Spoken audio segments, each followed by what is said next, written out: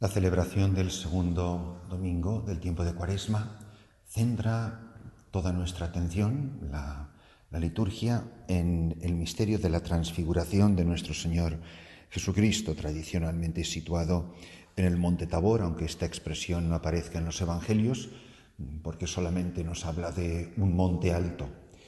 Es importantísimo descubrir en este misterio, en este momento de revelación, que Jesucristo hace delante de tres de sus apóstoles elegidos, que son Pedro, Juan y Santiago, el cumplimiento de lo que nos dice la segunda lectura de la liturgia de este domingo en la carta del apóstol San Pablo a los Filipenses. Dice San Pablo en el capítulo 3 que nosotros somos ciudadanos del cielo, de donde aguardamos un Salvador, el Señor Jesucristo. Él transformará nuestro cuerpo humilde según el modelo de su cuerpo glorioso, con esa energía que posee para sometérselo todo. Así pues, hermanos míos, queridos y añorados, mi alegría y mi corona, manteneos así en el Señor. La transfiguración de nuestro Señor Jesucristo tiene lugar inmediatamente después de la confesión de Pedro, donde Jesús es proclamado por el apóstol como el Hijo del Dios vivo. Y dice que, curiosamente, a partir de ese momento, de esta confesión de Pedro, empieza el Maestro a mostrar los signos. Empieza a hablar de que tiene que ir a Jerusalén, de que tiene que sufrir. Es decir, esto que dice Jesús en el Evangelio de hoy no es la primera vez que lo proclama. Y sin embargo, Pedro lo rechaza. Recordamos como Pedro se opone, esto no te puede pasar a ti. Ellos obviamente no comprendían exactamente lo que quería decir Jesús. Por eso, el acontecimiento de la transfiguración se sitúa precisamente en el contexto del rechazo que hace Pedro del anuncio de Jesús de la pasión. Y elige a tres testigos, y otra vez es la montaña. Recordamos cómo el rostro, los vestidos de Jesús se ponen fulgurantes, o como dice que no lo puede dejar ningún batanero del mundo, y aparecen dos testigos que son Moisés, representando la ley, y Elías, que representa a los profetas. ¿Y de qué conversaban Jesús y ellos dos, estos dos testigos del Antiguo Testamento? Pues precisamente hablaban de que tenía que marchar y que tenía que ir a ser crucificado y que tenía que cumplirse todo lo anunciado en la Escritura en Jerusalén. Quedan envueltos en la nube y recordamos el resto de la escena. Lo importante es que Jesús durante un instante les muestra a ellos la gloria divina. Y así, esto es lo que confirma la confesión de Pedro. Tú eres el Mesías, el Hijo del Dios vivo. Esto que Pedro ha confesado, que dice Jesús que no se lo ha revelado ni la carne ni la sangre, sino el Espíritu de Dios, es necesario que esto ocurra, pero desde el misterio de la cruz. Es lo mismo que le va a decir Jesús a María: mujer, a ti y a mí, ¿qué? Todavía no ha llegado mi hora. Hay unos anticipos, como son los signos de Caná, como es la curación del ciego de nacimiento, que veremos en otra ocasión, etc. Pero esto todo es anticipo del gran acontecimiento de la Pascua del Señor. Por eso, en la Pasión, Jesús revela su deseo de complacer al Padre hasta el extremo. Por eso se va a presentar siempre como el siervo de Dios, el que cumple la voluntad del Padre. Por eso es interesantísimo que esta teofanía, esta manifestación de Dios, del Padre, del Hijo y del Espíritu, va a preceder un acontecimiento importantísimo. Recordáis que hubo en el umbral, cuando empieza la vida pública de Jesús, en el bautismo, hay una teofanía. Por eso en el bautismo se manifiesta el misterio de Dios Trinidad. Este es mi Hijo, el amado, y el Espíritu en forma de paloma. Por eso aquí va a aparecer de nuevo en esta manifestación de la transfiguración, nos da una visión, una teofanía que va a poner como el marco a la Pascua del Señor. ¿Cuál es la importancia de todo esto? Bueno, recordamos que, entre otras cosas, cada vez que hay una gran manifestación de Dios, con mucha frecuencia esto ocurre en una montaña. Así ocurre en el Antiguo Testamento, imposible recordar todo ello, pero la ley, la revelación, el monte Horeb, el monte Sinaí, etcétera, el monte Moria para Abraham, esto continuamente aparece en las teofanías de Dios en esos puntos que son como el lugar más alto de la tierra, más cercano al cielo, donde Dios y el hombre casi se pueden tocar con la mano, a pesar del abismo infinito que en la comprensión religiosa que tenía el pueblo de Israel sobre Dios, Dios es lo inefable, lo absolutamente trascendente, pero en esa montaña de alguna manera nos podemos tocar. Aquí ocurre lo mismo, el monte Tabor, el monte Gólgota, el monte del Sermón de la Montaña, es como Jesucristo da cumplimiento a toda esa tradición que el pueblo de Israel comprende perfectamente. Pues aquí va a haber una manifestación de Dios. Él que sube a la montaña, sube como uno de nosotros, no solo es como uno de los que baja, uno de los tres que baja, uno de la Trinidad que baja, sino es uno de la Trinidad que por el misterio de la encarnación sube con toda la humanidad. Por lo tanto, solidario con toda la humanidad, incorporando a toda la humanidad a esa ascensión en el monte. De tal manera que es lo que se cumple lo que dice el apóstol San Pablo a los filipenses. Es la transfiguración de toda la humanidad, no solamente del cuerpo de Cristo, que es lo que contemplan. Se oye la voz del Padre que dice esta manifestación y que dice palabras importantísimas para la historia de la salvación, para nuestro caminar en Cristo, y dice que ahí se oye esta voz que dice: este es mi Hijo, el elegido, escuchadle. En el bautismo el Espíritu aparece en forma de paloma. Aquí es la misma nube la que representa al Espíritu Santo y que los envuelve a todos. Envuelve a los testigos, a los tres discípulos, pero también envuelve la voz del Padre y al mismo Hijo. Es como si todo quedara abrazado por el Espíritu. ¿Cuál es el drama del cristianismo? ¿Cuál es la piedra de mayor escándalo? ¿Cuál es la mayor dificultad o la dificultad? Es entender que solo se llega a la cima del monte, como dirá San Juan de la Cruz, en la cima de este monte solo habita la gloria de Dios. Es entender que el único camino, que cuando Jesús dice yo soy el camino, es yo crucificado soy el camino. Y que la transfiguración es el fruto definitivo de la Pascua. ¿Cuál es nuestro drama? Nuestro drama es la cruz, la incomprensión, el rechazo. Pedro confiesa a Jesús: tú eres el Hijo del Dios vivo, eres el Mesías, el que tenía que venir al mundo, como dirán también las hermanas de Lázaro. Sin embargo, es la incapacidad de comprender qué significa el sufrimiento, por qué la cruz, por qué el dolor. Y esto que les confunde a ellos, no seamos ingenuos, no seamos incluso hipócritas. Esto nos pasa también a nosotros. ¿Cómo nos desconcierta el sufrimiento? ¿Cómo nos desconcierta la cruz? ¿Cómo nos desconcierta que ir creciendo en Cristo Jesús, en la vida en Cristo, ir creciendo en esta transfiguración, en esta transformación, en esta, dicen los orientales, esta divinización, esta santificación de cada cristiano, necesariamente, indefectiblemente, pasa por el misterio de la cruz? Todos queremos ser santos, la mayoría queremos ser santos, y ninguno queremos sufrir. Y cada uno tendrá que pararse a pensar cuál es la cruz que en este momento de mi vida, si es que Jesús me está diciendo: el que se quiera venir en pos de mí, el que quiera ser transfigurado conmigo, que cargue con su cruz cada día, esta mañana, ayer, mañana por la mañana, cuando comience una nueva jornada. ¿Cuál es la cruz a la que me tengo que abrazar? Y me van a crucificar los que están a mi alrededor. A veces me crucifico yo mismo, porque yo mismo me hago sufrir cuando me decepciono, cuando rompo mis promesas, cuando no doy la talla, cuando me siento a disgusto conmigo mismo, cuando me humillan mis caídas y mis defectos. Y también mirar a nuestro alrededor.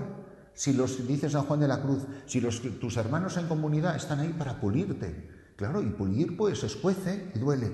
Tenemos una magnífica oportunidad en esta Cuaresma para preguntarnos: yo soy un hombre, soy una mujer, ¿de verdad abrazado la cruz, configurado con Cristo Jesús? ¿Puedo decir con San Pablo que llevo en mi carne las marcas de la pasión de Cristo? Y esto es lo bonito de que cuanto más uno ha caminado en Cristo, cuantos más años van pasando de vida cristiana, de vida bautismal, de vida parroquial, de vida eclesial, de vida sacerdotal, más me voy dando cuenta que yo soy un hombre o una mujer que lleva en su carne las huellas de la pasión de Cristo. A veces la pasión de Cristo es simplemente vivir olvidado de todo el mundo, que la gente no se acuerde de mí, de vivir marginado, de ser una persona desacreditada, de que no me tengan en cuenta, de que me arrinconen, de que me dejen en el último lugar, de ser una persona irrelevante para el mundo, el no tener brillo, el que no se me tenga en cuenta, el ir descendiendo en esta kenosis indispensable para poder crecer a la vida en Cristo. Por eso, qué importantísimo es que nosotros, si queremos tomarnos en serio la vida cristiana, no podemos por menos que contemplar el misterio de la cruz que va a producir esta transfiguración.